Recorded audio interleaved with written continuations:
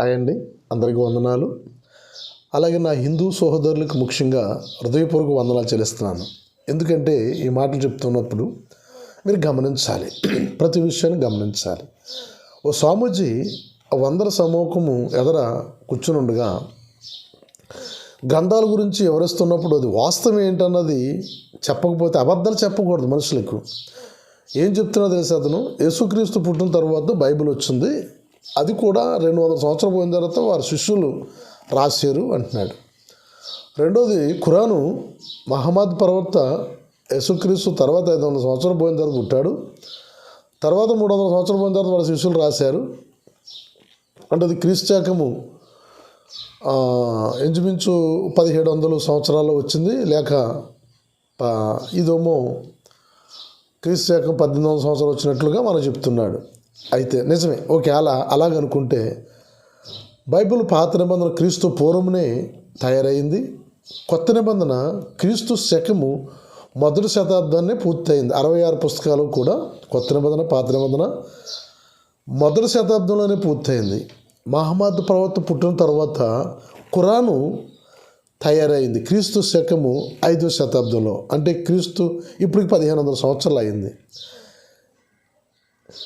క్రైస్తవులు ముస్లింలు గర్వంగా చెప్పుకోగలుగుతున్నారు, ఎందుకంటే మాకు ఒక ప్రవక్త పుట్టాడు ఈ భూమి మీద, ఆయన అడుగులు ఈ భూమి మీద ఉన్నాయి, మాకు యేసుక్రీస్తు పుట్టాడు అని క్రైస్తవులు చెప్పుకుంటున్నారు, మహమ్మద్ ప్రవక్త పుట్టాడని ముస్లింలు చెప్పుకుంటున్నారు. నీ దేవుడు గీత గురించి చెప్పావు కదా, గీత కొన్ని లక్షల సంవత్సరాల కిందట రాయబడ్డదని చెప్తున్నావు కదా, కొన్ని లక్షల సంవత్సరాల తరువాత గీత ఏ భాషలో రాయబడ్డది నేను ప్రశ్నిస్తున్నాను. ఏ భాషలో గీత రాయబడ్డది? మహాభారతము జరిగిన కాలము ఏ భాష ఉంది భారతదేశంలో? మహాభారతం జరుగుతున్నప్పుడు చుట్టూనున్న ప్రజలు, మహాభారతంలో చనిపోయిన ప్రజలు ఏదైనా ఆధారం ఉందా? ఒరే బాబు, 7 సంవత్సరాలు పెట్టి వడ్డే నవీన్ గారు, అలాగనే సాంబశివరావు గారు, ఇలాగన ప్రవీణ్ గారు, ఇంకా చాలామంది పండితులు అడుగుతున్నారు కదా, ఏంట్రా బాబు మిమ్మల్ని అడుగుతున్నారు కదా, మళ్ళీ కొత్తగా మాలాంటి వాళ్ళు కూడా వీడియోలు చేయాలి మీ గురించి. వాళ్ళు ఎప్పటి నుంచో చేస్తున్నారు మీ గురించి, మేమేదో దేవుని గురించి బైబిల్ గురించి చెప్పుకుంటున్నాం, మీ గురించి వీడియోలు చేసేలాగా మాట్లాడకండి దయచేసి. ఎందుకు చెప్తున్నానంటే బైబిల్ పుట్టి క్రీస్తు పూర్వము నుంచి క్రీస్తు శకము మొదటి శతాబ్దాన్ని పూర్తయిందని గర్వంగా మేము క్రైస్తవులుగా చెప్పుకుంటాం.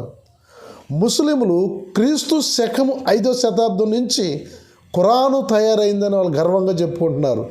కానీ నీ భగవద్గీత ఎప్పుడు తయారైందో చెప్పుకోలేని దుస్థితిలో నీవు ఉన్నావు.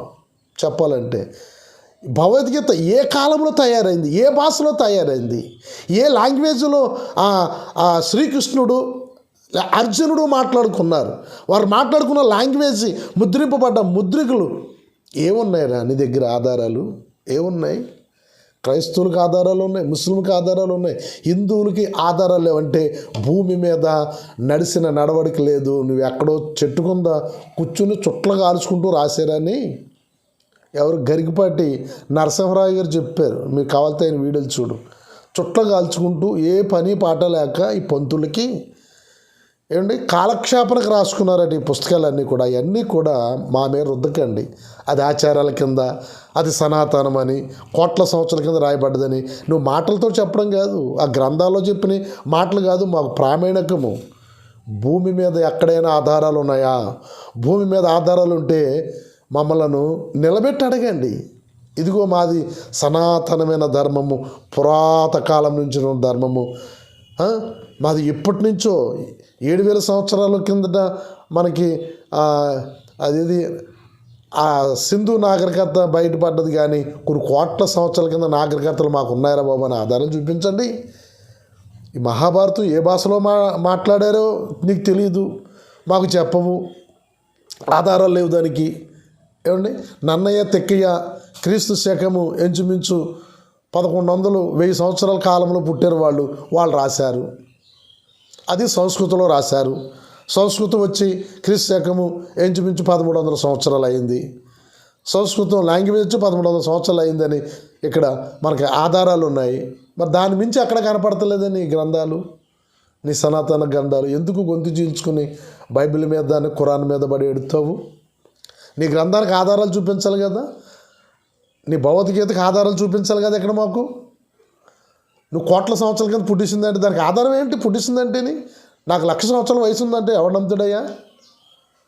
పరీక్షలో నెగ్గాలి కదా నాకు ఎంత వయసు ఉందో, నాకు నీ గ్రంథానికి ఎంత వయసు ఉందో ఆధారాలు చూపించాలి కదా ఈ భూమి మీద. ఆధారం లేని పుట్టుకు పురాణాలన్నీ మా ముందు తెచ్చి మా గ్రంథాలను అవమానపరుస్తూ మాత్రమే ఊరుకోము. ప్రియమైన సహోదరుడా, గుర్తుపెట్టుకో, ఆధారాలు చూపించు నీ గ్రంథానికి కూడా. నీ మహాభారతానికి 1,00,000 సంవత్సరాలు ఉన్నాయి, ఇదిగో ఆధారం ఇదిగో అని పురాత శాఖ ఆధారాలను నిరూపించు. లేక ఆ భాష లాంగ్వేజ్ ఇదిగో ఈ భాషలో లెక్కింపబడ్డది, ఈ భాషలో రాయబడ్డది, ఈ భాష భూమి మీదకి వచ్చి ఇదిగో ఇన్ని కోట్ల సంవత్సరాలు అయింది, మానవులు ఇన్ని కోట్ల సంవత్సరాల నుంచి కూడా ఈ భాషని ఈ భూమి మీద వాడుతున్నారని ఆధారాలు చూపించవయ్యా. మీటింగుల్లో 10 మంది ఎదరు ఆలకింటున్నారు కదా అని నోటుకొచ్చినట్లుగా మాట్లాడితే ఊరుకుని అమాయకైన ప్రజలు లేరు. పంతులు మీరు ఏది చెప్తే అది వినే కాలం చెల్లుబాటు అయిపోయింది. మీరు పాదాలతో పుట్టారా, పాదాల దగ్గర ఆడండ్రా అనే కాలంలో మేము లేము. ఇప్పుడు మేము ఆ కాలంలో లేమేము. శిరస్సును తలదన్నిటకు జ్ఞానం మా యేసుక్రీస్తు వారు మాకు ఇచ్చారు. కాబట్టి నీ గ్రంథాల ఆధారాలు మాకు చూపించు, ఆ మహాభారతం యొక్క ఆధారాలు మాకు పెట్టు, మేము ఒప్పుకుంటాం. దేవుడు మిమ్మలను దీవించునుగాక. ఆమేన్.